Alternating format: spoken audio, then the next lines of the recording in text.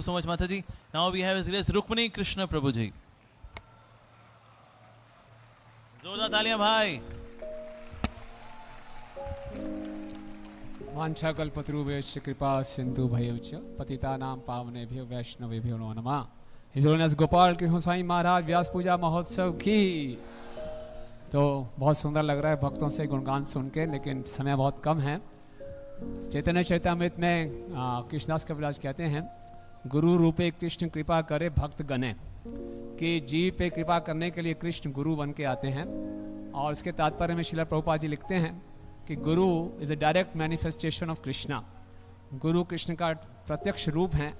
और प्रभुपाद लिखते हैं कि जो शिष्य इस तथ्य के बारे में जितना कन्विंस्ड है उतना वो आध्यात्मिक प्रगति कर सकता है. तो हमारा सौभाग्य है कि हमारे जो गुरु महाराज हैं प्रत्यक्ष कृष्ण के साक्षात हरित्व जो हम सुबह गाते हैं. तो मैं सोचता कुछ ऐसी क्वालिटीज़ जिस प्रकार से कृष्ण की असीमित सहन शक्ति है, बद जीव उनकी अवहेलना करते आ रहे हैं, फिर भी कृष्ण उनके प्रति दया दिखाते हैं. हमारे गुरु महाराज भी ऐसे हैं.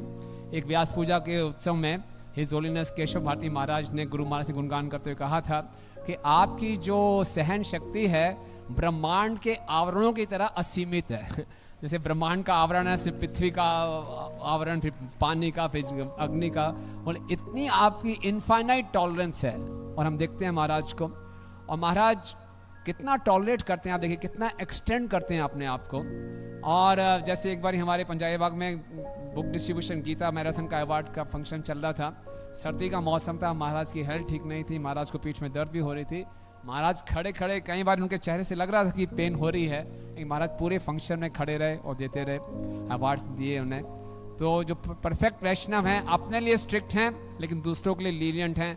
कोई भी भक्त जाएगा महाराज उसके पूरे बारे में पूछेंगे, उसका स्वास्थ्य कैसे है, प्रसाद पाया नहीं पाया. तो महाराज का पहला असीमित सहन शक्ति महाराज के पास, असीमित करुणा. और दूसरा गुण मैं देखता हूँ महाराज का कि जिस प्रकार से परमात्मा सबको जानते हैं, महाराज का परमात्मा के साथ डायरेक्ट कनेक्शन है.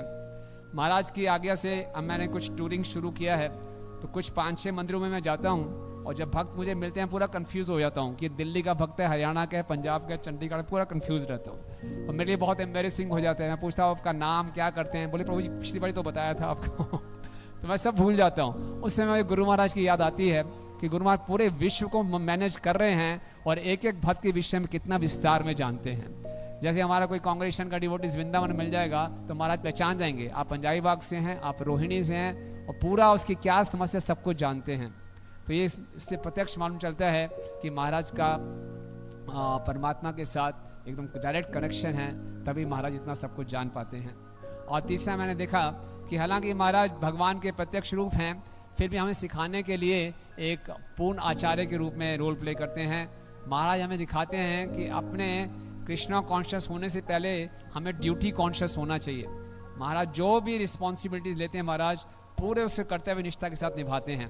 अगर कोई मंदिर में कंस्ट्रक्शन चल रही है तो गुरु महाराज उसके एक एक कोने में जाएंगे. इतने हेल्थ चैलेंजेस होते हुए भी आगे कंस्ट्रक्शन साइट में है या सब तरह से सामान बिखरा हुआ है, महाराज एक एक कॉर्नर में जाएंगे और महाराज अपने हेल्थ की चिंता नहीं करते. एक बार मैं उनके साथ लुधियाना में था, दिसंबर का मौसम था, गीता डिस्ट्रीब्यूशन अवार्ड्स करते 11:30 बज गए. और फिर उनको मालूम चला ऊपर कुछ एक नया रूम ऐड किया ब्रह्मचारी आश्रम में. महाराज को याद था 1 साल पहले आए थे, बोले रूम बना दिया. हाँ, उस रूम को भी देखने गए. मैं सोच रहा इतनी देखने की क्या आवश्यकता है. और जब वापस आ रहे थे तो मैं महाराज के साथ घूम रहा था, सुबह से लेकर रात हो गई थी, मेरी बुरी हालत थी. तो महाराज कहते हैं इट्स बीन हैवी डे. मैं यस महाराज. महाराज कहते हैं the same with me every day. मेरे साथ हर दिन ऐसा ही होता है. तो ये हमारे गुरु महाराज हैं. आज के दिन मैं उनसे कृपा की याचना करता हूँ कि जो मुझसे वो उम्मीद रखते हैं मैं उन जिम्मेदारियों को निभा सकूँ.